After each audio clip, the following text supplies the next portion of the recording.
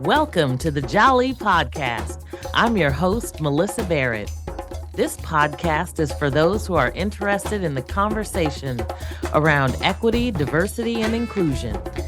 Each week, I'll be interviewing a guest who has something special to share or is actively part of building solutions in the space. Let's get started. Stacie Selise Shannon is a dynamic executive leadership strategist and the founder and CEO of the Stacie Selise Group, a leadership and business consulting firm dedicated to advancing women in the workplace. With over 15 years of experience in sales, customer experience, and organizational transformation, she has led teams of more than 2,800 people and overseen multi-billion-dollar revenue portfolios across various regions, including the Northeast, the Carolinas, Chicago, and Indiana. A proud Purdue University alumna with a Bachelor of Science in Business Administration, Stacie began her career in Queens, New York, where she learned the value of resilience, excellence, and leading with heart. She spent the majority of her corporate career at Verizon, rising through the ranks and leading large-scale operations. Central to Stacie's approach is her signature 4S framework. This framework guides leaders and organizations toward excellence with integrity and focus. And through her company, she offers a range of services designed to empower professionals and organizations. She is deeply committed to creating spaces where Black women and all underrepresented leaders can rise, lead, and thrive. She partners with organizations to provide strategic support that equips women to lead with impact and rise into senior and executive level roles. Her consulting firm focuses on bridging the gap between strategy and people, delivering transformative solutions through leadership development, workshops, and organizational growth support for women in the workplace. Every week I say that I am so excited to meet people, and I know this week is no different. You may hear I'm a little nasally this time, but we're going to keep it moving, and I am just really excited to have Stacie Selise Shannon with me this week. And she is a powerhouse. So I'm excited to get this conversation started. And it's my first time meeting you. So I'm excited to really kind of hear about your journey. And welcome to the Jali Podcast. Let me just say that first. Well, thank you for having me. I'm excited to be here and really just talk to you and all of the viewers about my background and where I come from. And yeah, it'll be a great conversation. Yeah. So tell me, I know you have some connection to Queens. And yes. I was born in the Bronx. Okay. So we have a New York connection. So tell me a little bit about how you have become the woman that you are today, and what was that journey like? Absolutely. So I was born and raised in Queens, New York. So a fellow New Yorker. And I was raised by my grandmother. So my grandmother is one of resilience, very disciplined in her approach and everything that she does. And she was just an overall strong Black woman. And I always aspired to be her and just do my thing when it comes to working and going to school and all of that. So I started on my journey with a Fortune 20 company back when I was probably about 19, 20 years old. And it was a way for me to really help put myself through college and pay for things that I did not have the funds for. So embarked on that journey. I started off as a retail store rep. I mean, literally from the ground. So entry level as it gets, fixing phones, handling billing issues for this particular company. And I just rose through the ranks and made my way to being a vice president for that Fortune 20 company before the age of 33. So I was one of the youngest vice presidents in the sales channel for that organization, which was a huge accomplishment. And throughout that journey, it took a lot, right? Because as a Black woman, I feel like you always have to work twice as hard as the next person. There aren't as many women, let alone Black women, in those executive leadership positions. And there aren't a lot of people who start from the entry level role and work their way up. So that became a part of my story. It became a part of my journey. And I always say the journey is the destination. But that was a huge part of why I actually started to really focus on diversity, equity, and inclusion along my journey as well, to ensure we were really just paying it forward and lifting as we climb to make sure we get more Black women and just people of color in general into these executive leadership positions. And that prompted me to start my own brand because I did walk away from corporate about 6 months ago to embark on this new journey of being the founder and CEO of the Stacie Selise brand and the Stacie Selise group, where I really help ambitious professionals, entrepreneurs, and leaders to really just thrive in the marketplace, really innovate and lead at a high level. So that's a part of the journey. That's what brought me to where I am now, and I'm excited about it. I love it. Your journey is so similar to my own. I spent 30 years at Visa Oh wow, and, okay. started answering switchboard phones and ended up vice president there. Nice. And recently left and am doing my own thing. So it's amazing how parallel our stories are. Absolutely. Were there so and I know I spent a lot of time working on DEI within that corporate landscape. Do you find that there's pivotal moments for you that help shape your leadership path or Absolutely. So when I was, I would say, a district manager for Southwest Connecticut. Now, coming from New York, I had never stepped foot inside of Connecticut except for when Hurricane Sandy hit. And I said, you know what, let me drive to Connecticut to get gas because it's actually going to be less time than waiting in line here in New York. So that was the only time I had gone to Connecticut.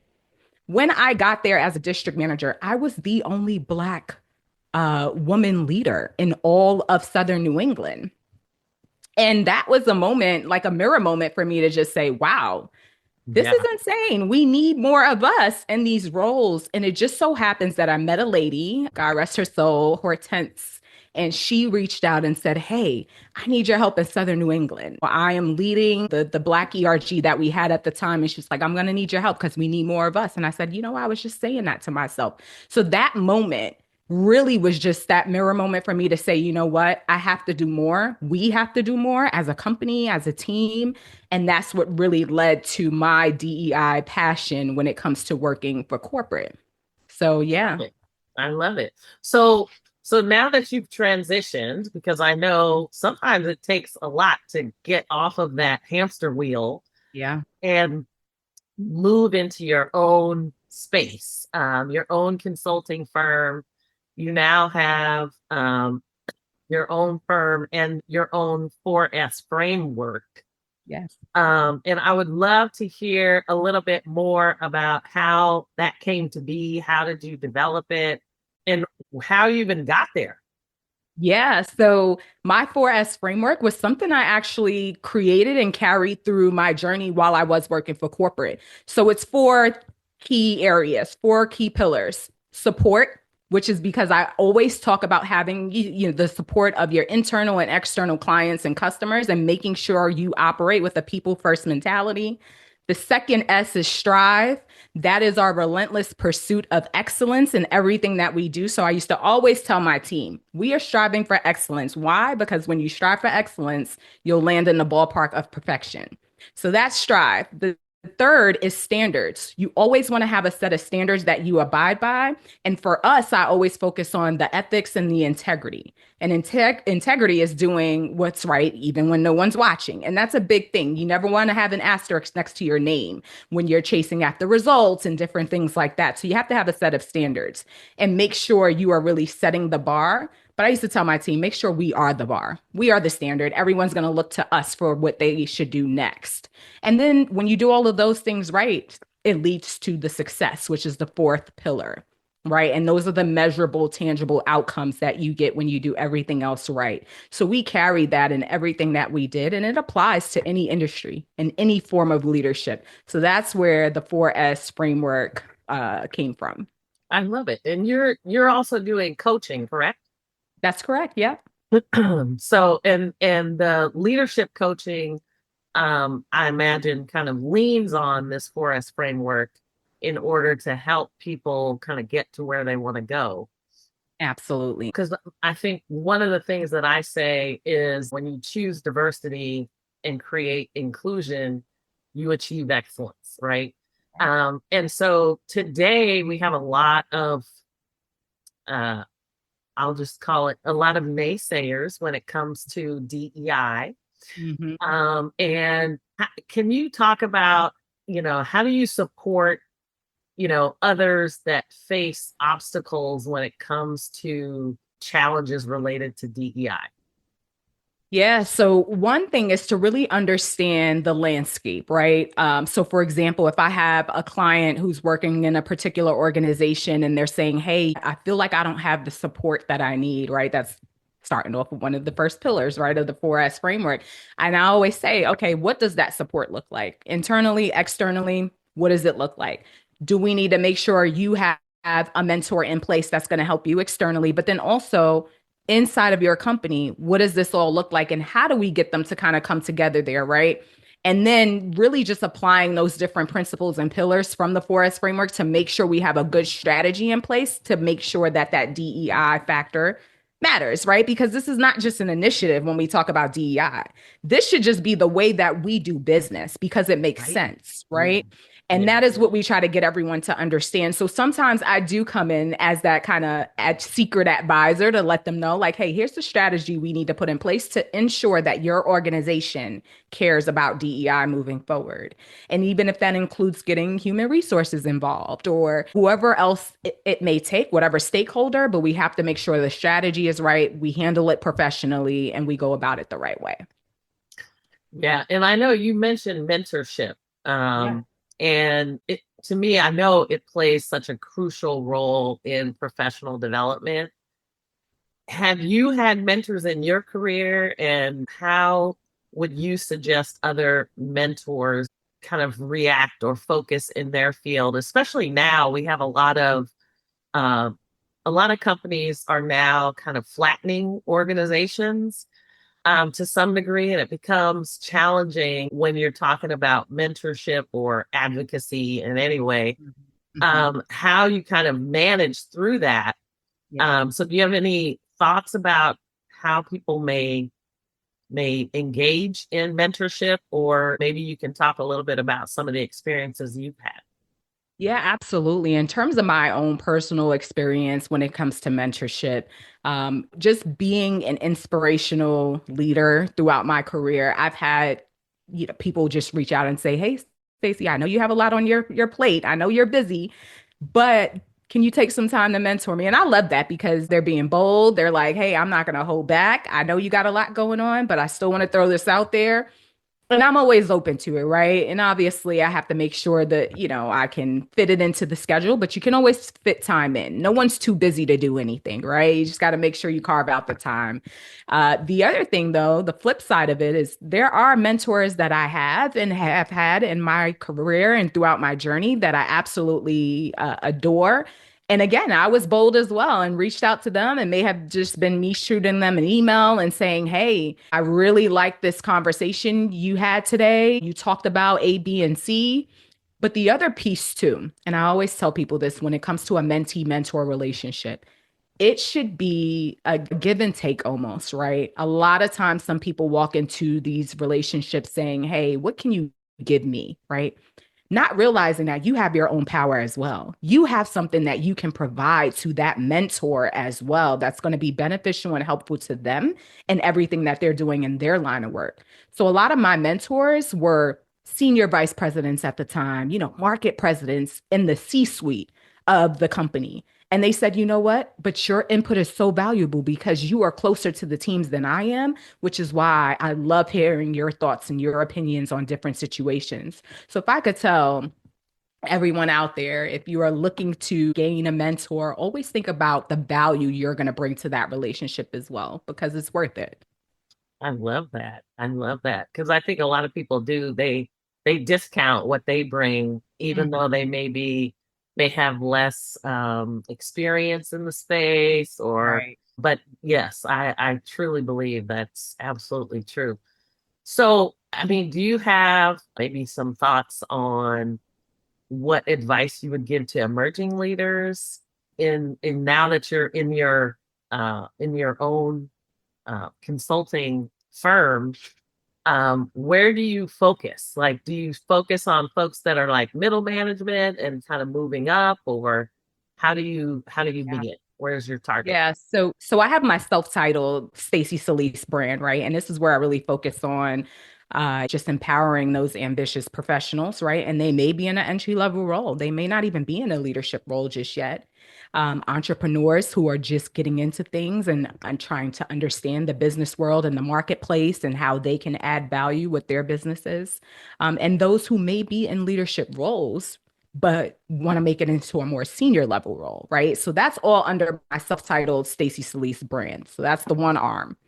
The other arm is I have the Stacie Selise group, and that is where I work with other consultants as well to really impact those larger organizations. And so we get contracts from bigger corporations to go in and help advance women in leadership within those organizations. So again, two different arms. The first one that I spoke about, I help everyone, men, women, everyone. And then on the other arm, the Stacie Selise group really focuses on advancing women in leadership in those corporations. So if an ambitious professional reaches out to me and they're in an entry level role or wherever they're at on their journey and they say, hey, I really need your help with trying to make it to the next level. I'm there to help through my power sessions. So I do have power sessions. So everybody go to stacieselise.com. That's where you'll find all of the different services and offers I have to help you on your journey. But I think it is important for those who may be in an entry level role. Let's just say you're working in a restaurant, flipping burgers, right? For a Fortune 500 company, by the way, and you're just working in an entry level role, you can make it into an executive leadership role for that company. A lot of times they don't see that. They don't see the light at the end of the tunnel there because they're not seeing these leaders on a regular.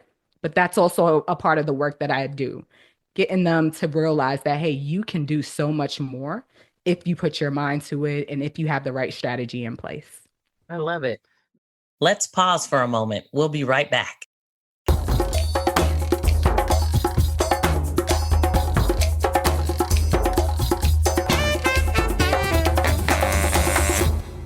Now, one of the things that you have is called the Legacy Lab Intensive. Yes. Can you talk a little bit about what that experience is about? Absolutely. So the Legacy Lab Intensive is a 4-week program that's going to be kicking off here shortly in a couple of weeks on Awesome. June 2nd. So that is where I do have limited seats available to help those who are already in a leadership role or they're already an entrepreneur. So they're a bit established already, but they need to take it to the next level and they love the group format. And we're going to be walking them through a lot of different things. So I'll be hosting weekly calls with them, providing them with different tools and resources to be successful based on my experience and my expertise. But that's kicking off soon. So definitely go to stacieselise.com and enroll in that Legacy Lab if you are an established leader or entrepreneur looking to take it to the next level. I love it. And then and I'm not sure how these work together. So I know you have the Legacy Lab and then you have the Path to Power experience. Correct. Yes. So the Path to Power experience, and I'm glad you asked that. So there's two separate cohorts, right? And the reason I did that was intentional because, again, the Legacy Lab is for more established leaders and entrepreneurs who are just looking to take it to a little bit of the next level and scale a bit more. The Path to Power experience, while it is a similar experience, it's a little bit different because this is for emerging professionals. They may not be in a leadership position just yet. And I want to make sure they feel comfortable and not like they're behind if they were to enter into the Legacy Lab and they're not just, that they're not as established just yet. So that is why there are two separate cohorts. Legacy Lab kicks off June 2nd. Path to Power kicks off on June 3rd. Limited seats available. I love it. So, and you have such a commitment to women. Yeah. And I know you have some retreats and other things going on that are very specific. And I know you focus a lot on the underrepresented as well as women in general. Right. Can you talk? I know you also do some curated experiences. So do you have to be in a particular area in order to sign up? Or are some of these virtual? How does it work? So some of them are virtual. And if you go ahead and go to stacieselise.com and subscribe, you'll get all of those updates when I'm having a virtual retreat or when I'm having an in-person retreat as well. And you'll have all of the details for that. But I do these curated experiences because I think it's important to come together as a collective to not only fellowship, but to also learn together. And when you have someone who has a certain level of experience and expertise, you want to share that with others so that they can go ahead and progress as well. And we do it in a way where everyone feels a part of something bigger. And that's why those curated experiences, whether virtual or in person, are very, very important to what I do. I love that. I love it. So now, if I remember correctly, a lot of your experience happened in a very large corporation. Yeah. I think some of the things that I feel about corporations, I love them, but there are a lot of challenges with corporations in terms of kind of how they manage through leadership, right? And what I would call kind of the frozen middle, Yeah. where we have challenges with really engaging the frozen middle even when you have so-called support from the top, right? Hmm. Hmm. It's challenging to actually emerge as a leader in an organization, especially when they're so large. I happen to be one of 16 African Americans at Visa when I became a vice president. I started there was 800 employees, and when I came a VP, I think we had about 10,000. Now they have, almost 30,000. Hmm. Um, but it's such a challenge to kind of make your mark and feel like you've left a legacy. Yeah. Are there things that you are particularly proud of that you left or that you wanted to see based on your work in that company? Absolutely. So legacy is so important to me, hence the reason why one of my programs is called Legacy Lab. But legacy is so important because I always say, this is what you are leaving behind. What is your thumbprint? When you go into a new role, you go into a new region, whatever it may be, what is your thumbprint on the business or that area? And so one of the things that actually just popped up this week, I saw a message from my old team just saying, "Hey, we really miss when Stacie was here because she really just knew how to move and groove and get everybody going." And so what are those things that people are going to say about you when you are no longer there, when you are no longer in the room or in that particular setting, right? And that's legacy. So for me, it's always about just always doing your best. And that's why strive is an important pillar of the 4S framework because you always want to strive for excellence. People remember that. People remember the bar that you set. And I remember one moment in time not too long ago where my team and we won the top 1% called President's Cabinet Award for the company. Nice. And we were, I was only one of two senior leaders to win this award. And typically, when you win, okay, you win on behalf of your team, great. But it's unheard of for you to have two leaders who may be right under you that report to you also go to that particular award ceremony. And I had two go with me. Nice. And that was just the showing of like, hey, this is the impact on leadership. It's not even about me, it's not about the titles, but it's about the impact that you have on your organization or your team, where they believe in you, they trust you, you have the credibility, and they want to go ahead and run through walls for you, right? It's all about winning the hearts and minds of your people. And I've always felt like we did a really, really good job of that. And it always showed up in the leadership engagement scores as well. And yeah, and people still remember those things even till this day. I love it. And those are kind of the impressions that leave a mark, right? It's Yeah. those footprints in the sand where people that truly is a legacy. And I think sometimes when I left, I question what is my legacy? What did I do here? What did I accomplish, after 30 years? Yeah. And I think your whole focus on humanity first, people first, it's really about how do we touch people and connect all along the way. So I love what you're doing. So tell us more about kind of the Stacie Selise group and Stacie Selise, the brand, and kind of what the future looks like. What are you trying to accomplish with all of that?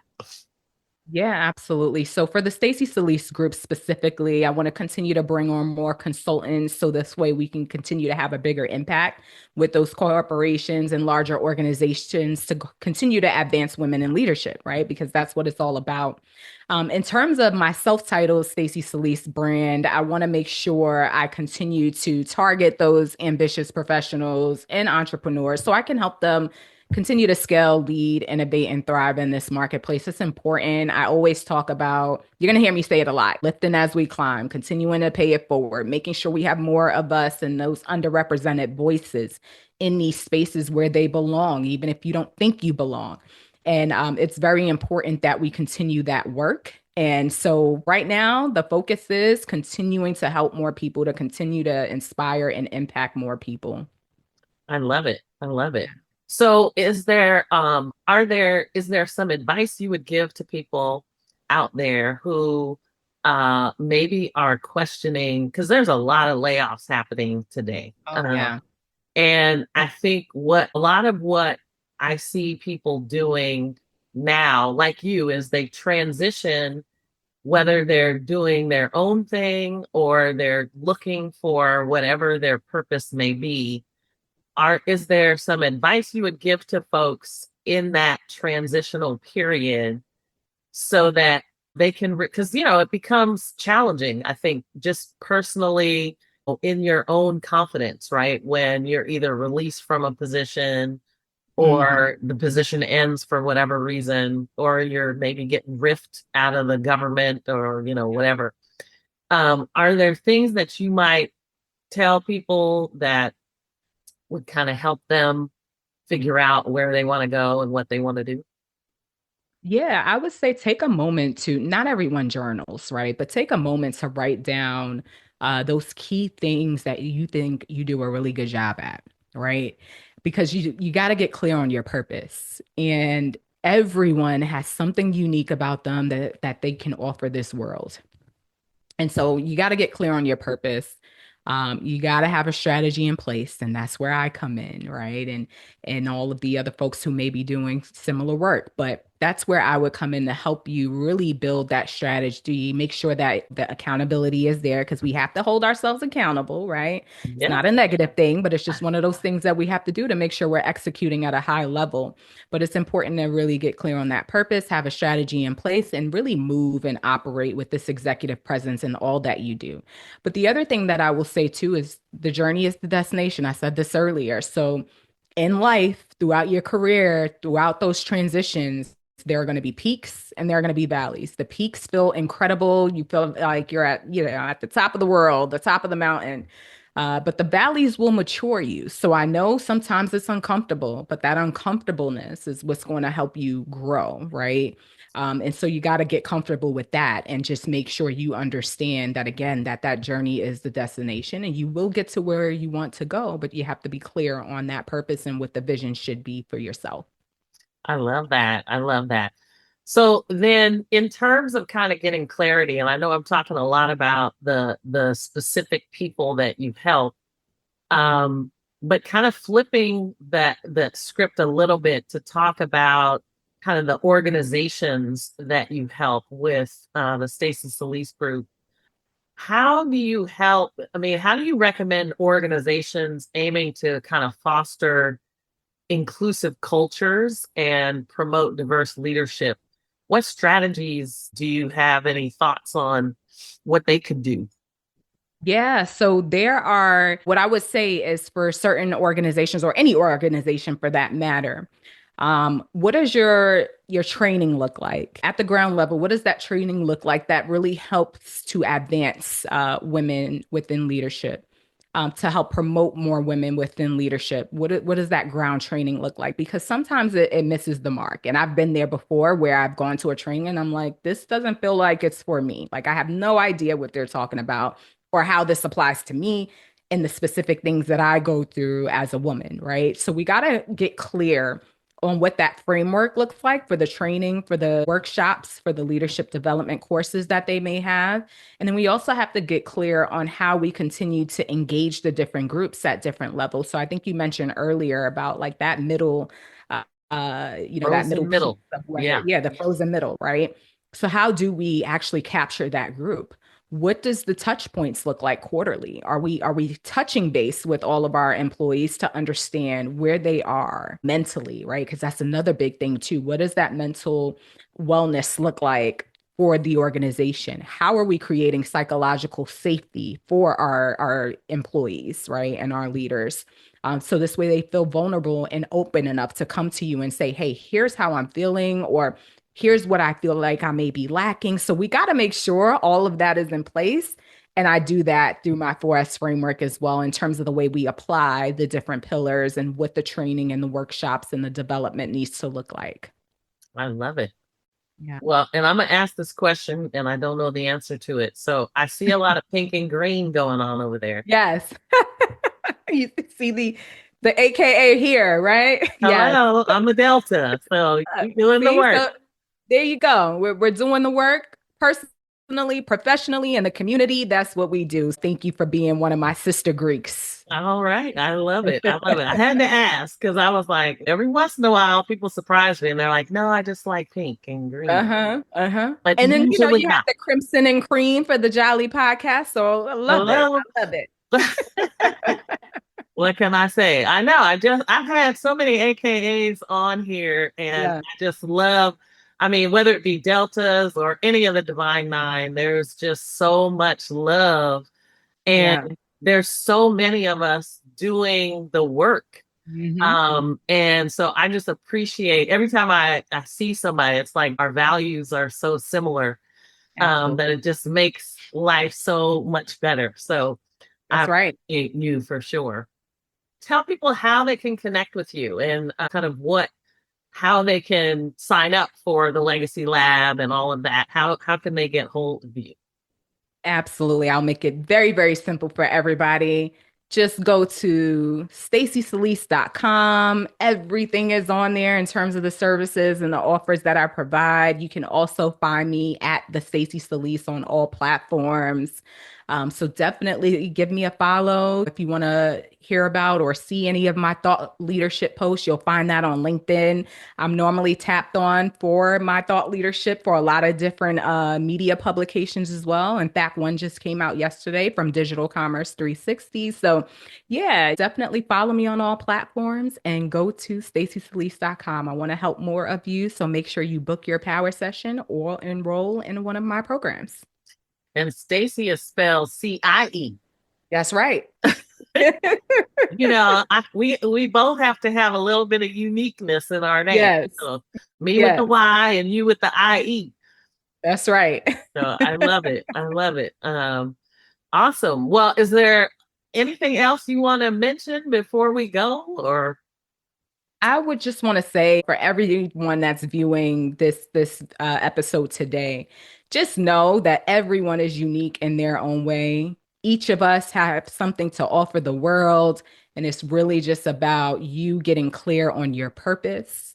And again, if you want to get clear on your strategy and the road ahead, definitely go to stacieselise.com, Stacie with an IE, as Melyssa said, and make sure you definitely book a power session or enroll in the program, because I want to help us get to that next level and really operate with that power, presence, and purpose. Thank you so much, Stacie, for joining me for this wonderful conversation. I am so thrilled to have met you. I hope this is not the first time that the last time that we speak. But it is the first, but I hope it won't be the last. So please keep in touch. Let us know how things are going. If I can be of assistance to you in any way, I'm putting that out there, and happy to help in whatever way I can. So thank you for all you do. It's such a celebration of people, and I am looking forward to hearing more about all the impacts you're making in the world. Thank you so much, Melyssa, for having me. Thank you to all of the Jali Podcast viewers and listeners. And I'm just excited to be here today. Anything you need, please feel free to reach out. Thank you. Awesome. Thanks for joining me on the Jali Podcast. Please subscribe so you won't miss an episode. See you next week.